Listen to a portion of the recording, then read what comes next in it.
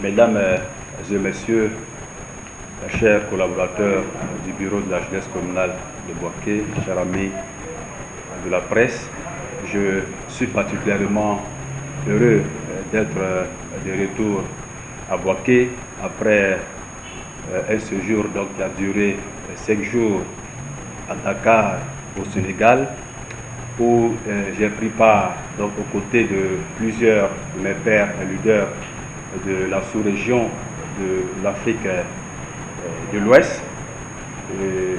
Nous nous sommes retrouvés pour réfléchir sur bien évidemment des questions liées à la paix, la sécurité et les droits de l'homme dans la sous-région de l'Afrique de l'Ouest. Je veux remercier très sincèrement le pays d'accueil, le Sénégal, pour l'hospitalité dont nous avons bénéficié, moi et ma délégation, entendu que nous avons pris du plaisir à séjourner à Dakar, comme je l'ai dit, où nous avons eu vraiment des échanges très enrichissants avec nos pairs de la sous-région. Il y avait plus de 150 jeunes leaders qui sont venus de 15 pays de la sous-région d'Afrique. Et la thématique abordée n'était rien d'autre que les questions de sécurité, de paix et les droits de l'homme comme en Afrique de l'Ouest.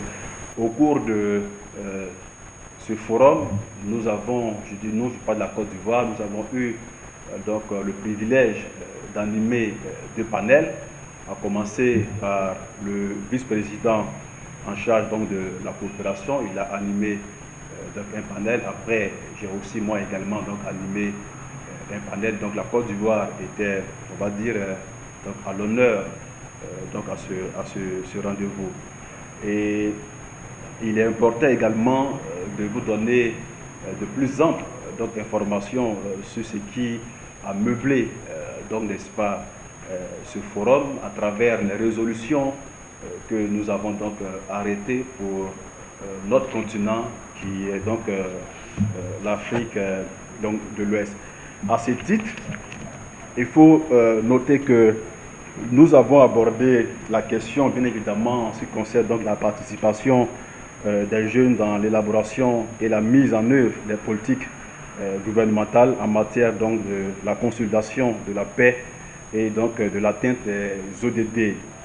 Il était question à ce niveau d'impliquer les jeunes dans l'élaboration et la mise en œuvre à travers des initiatives de jeunes pour les jeunes. Également, nous avons abordé la question liée à l'autonomisation de la jeune fille et de la femme, bien évidemment, facteur n'est-ce pas, de consolidation de la paix, la lutte contre le terrorisme et le développement durable en Afrique de l'Ouest et au Sahel. L'un des points essentiels également qui a meublé ce forum, c'était le changement climatique comme facteur d'amplification. Et à ce niveau, il était question de nous approprier les lois et les instruments juridiques nationaux et sous-régionaux et régionaux pour, n'est-ce pas, un engagement civique efficace en faveur de notre environnement. Nous avons abordé également la question, bien évidemment, de la jeunesse et la migration clandestine en Afrique de l'Ouest et du Sahel. Alors il était question de savoir quelle approche et solution pour un développement durable de nos États.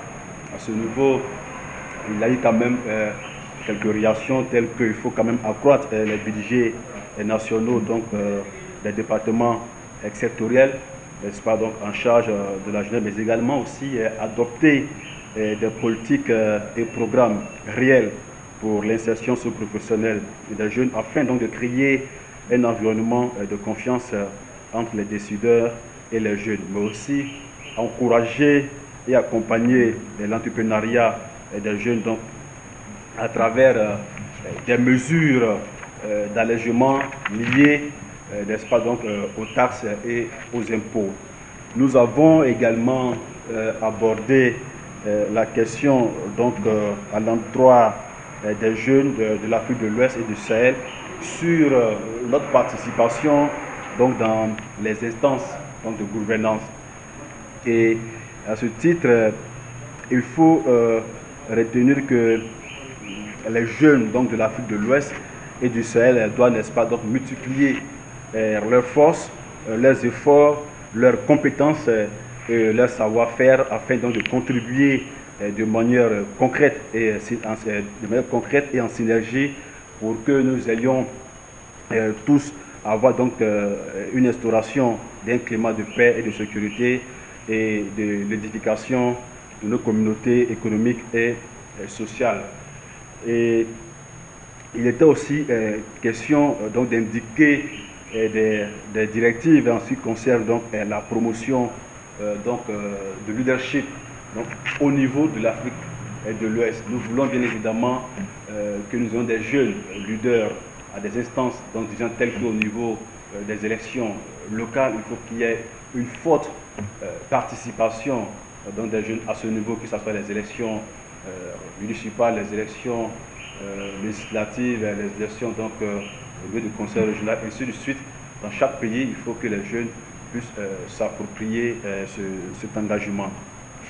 Aussi, il faut indiquer qu'il y a eu quand même de très bonnes nouvelles pour la Côte d'Ivoire. Entendu que nous sommes à notre première participation et l'année prochaine, le forum doit donc se réunir à Bamako, donc au Mali, pour la 6e édition.